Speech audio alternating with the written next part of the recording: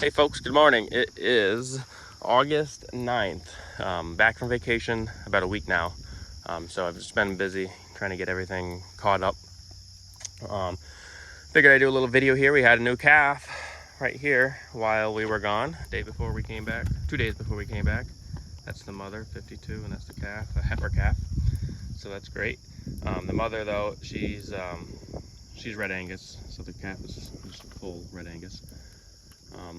Which is okay. I probably won't keep either of them, but good to have. Everything went well there. No issues with her calving. We've been getting a hell of a lot of rain lately, and unfortunately, it's hard to see, but the field that I'm in, there's kind of a high spot, then this is a low spot, and then it gets a little higher right there. So they're in just the wettest area, just so happens to be. So they have to go down to the bottom to get water. So I got a half a day's grass here. I definitely have more than that, but just I'm gonna give this to them just for today, and then I think I gotta find a spot tonight. We're supposed to get a couple inches of rain from the storm coming through, so I gotta figure out where to put them so that it's not too wet, because this ground is already saturated. Either might be able to just move them over there, but at the bottom there, that's another real wet area. So I'm thinking of, I have this field where they were about a month ago. It's hard to see here because but there's about 4 acres. That's real nice and green over there. Might just move them there for a couple days, give them the whole 4 acres just so they don't make too much of a mess. Let this dry out because it's wet. But we're getting good animal impact. We're getting lots of trample. So doing my morning move here. I'm gonna be good to them today. They're gonna have lots of grass, lots and lots. They're gonna get twice the normal amount.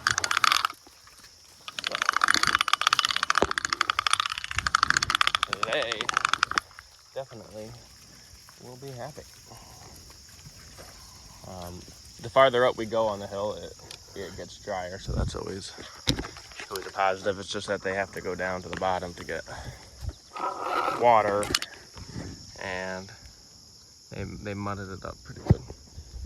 Not terrible, but also not ideal. So we're just gonna pick up these sticks here, get these out of the way. So everyone's doing good here. It took them a while to get adapted back to the type of grazing that I'm doing. They were on some pretty nice baleage while I was gone, and the first 2 or 3 days they were not happy coming back to this. And this stuff here is pretty nice compared to what was over in this paddock. It was a lot. I don't have your baby. Hey, why don't you go look up there, because she ain't with me. This is a lot nicer than what they were, so a lot greener stuff. But there's just standing water, and this is like a really steep hill, and they're just standing water. Literally right here is the lowest spot. Everything kind of drains down into here. It's unfortunate that this is where the cows are at the moment. So not terrible. Getting good manure distribution though, that's for sure. They could use a little more protein. I held the protein tub from them yesterday because just how wet it is. I didn't want them to just make a big mess around it. So last night I had to divert them back into their old paddock to go down there to get water because they were just making too much of a mess right here. And I did let them have that protein tub. And you can see they made a little muddy mess around it. And he'll have that. So, do you see, look at this water just standing here though. Lots and lots of water, which is great. I'd rather have this, I guess, than be in a drought.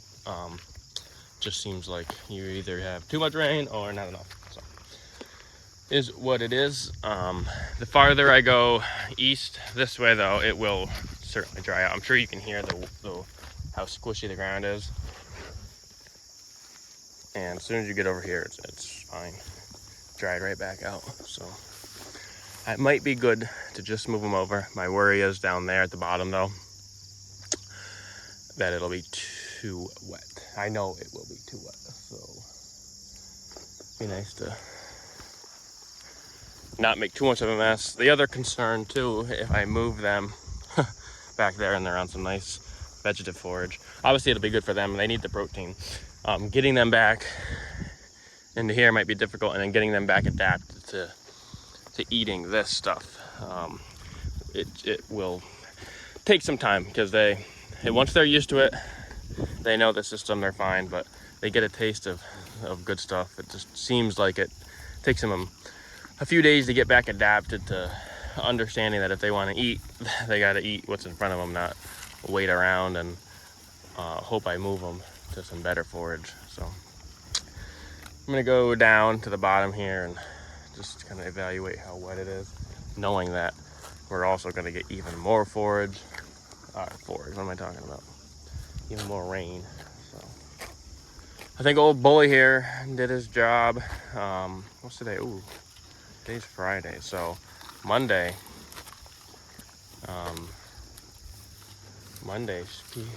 cows should be coming back into heat. And actually, it's been so busy I haven't been watching. That one 3 weeks ago was bred by the bull, that one up in the corner, that darker one.